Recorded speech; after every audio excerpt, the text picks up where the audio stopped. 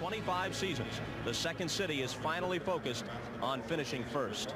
All right, Bob, and among the many reasons that the Bulls have had their way against the Lakers, and we have frequently talked about the Bulls' superb defensive play throughout the series, but what stands out is the manner in which they have completely bottled up the Magic Man, Magic Johnson. Marv, not to take anything away from Magic's performance, where he's averaged 19 points per game, 10 assists, 7 rebounds, and shooting 94% from the free throw line, but the Bulls' decision on how to defend him has taken its toll. The Bulls decided to harass Magic at all times. Alternate playing him with Jordan and Pippen, a bigger defender. Don't let him stand in direct traffic. Take away his vision and run the next defender at him at selective times to distort his shots. Now, the answer to the problem is a healthy James Worthy.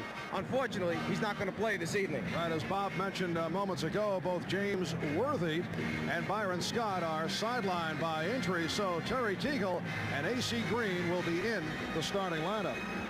Well, Teagle and Green may be getting their opportunity, but both will have to do better than 4 points per game and shoot much better than 20% if the Lakers are to have a chance. And Mike Dunleavy was telling us that he will use both rookies, Tony Smith and Eldon Campbell, off the bench. They have seen very little time thus far in this final series.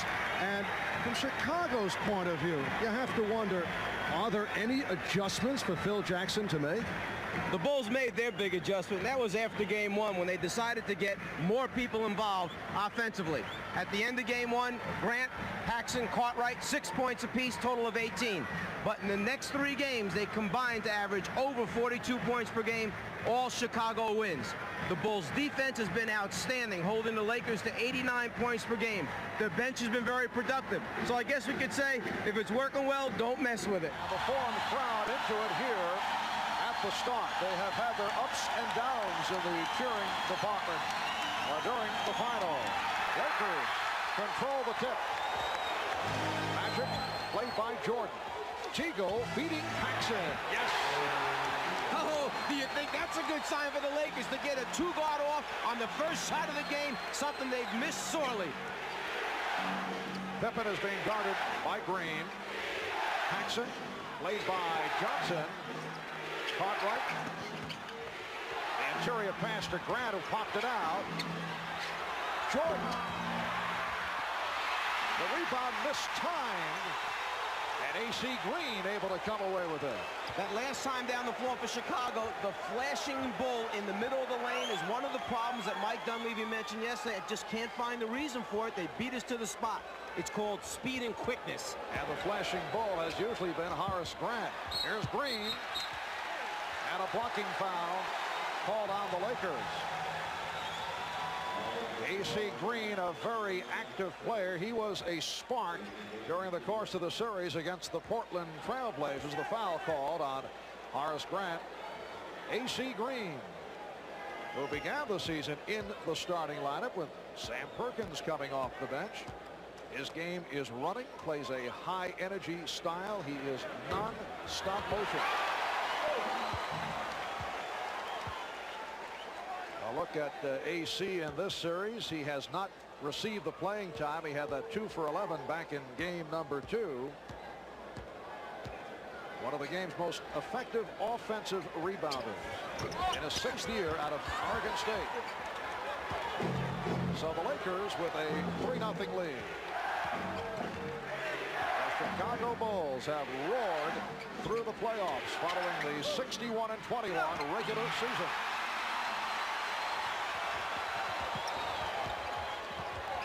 Divac played by Pippen. Cartwright over to help out. Illegal defense called by Jake O'Donnell. Again, at the Bulls' offensive end, Bill Cartwright that time flashing in front of Divac 2 times.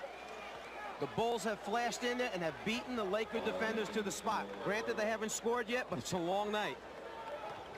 Lakers get the new 24. Teagle forced it. Although when you talk of Terry Teagle, I don't know if there is such a thing as a forced shot. Here's Paxson. Yes. And the Lakers lead by the score of 3-2. John Paxson, a major factor in the success of the Chicago Bulls in this final series. He has shot 62% for the series. 7 for 11, 15 points on Sunday. Perkins, he was hit. Sam Perkins hoping to turn it from the 1 for 15 the other night. And that time they actually came at Perkins from two different directions. One defender came from the baseline side, anticipating they may force him back. You see Pippen there, and then Jordan at the last minute comes from the top.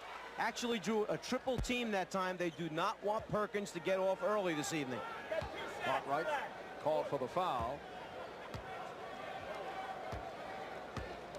I mentioned at the start of the season, A.C. Green was in the Laker starting lineup. Sam Perkins telling us he was not comfortable with the Lakers and coming over from Dallas.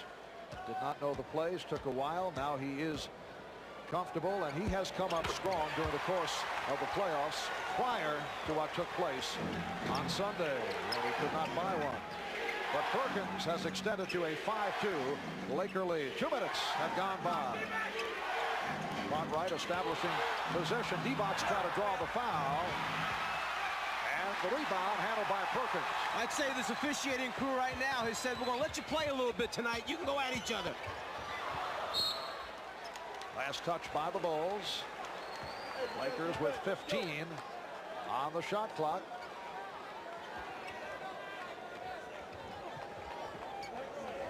Now Cartwright matched with Perkins. And Magic backing Jordan. Divac. Divac on the follow. Actually, Magic was trying to throw a skip pass across to A.C. Green. He intercepted it. John Paxson drilling home his second from the corner. This time the other side, and the Lakers lead it 7-4.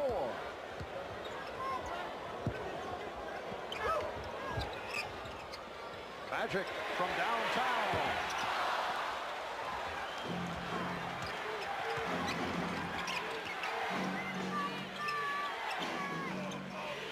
Grant posting.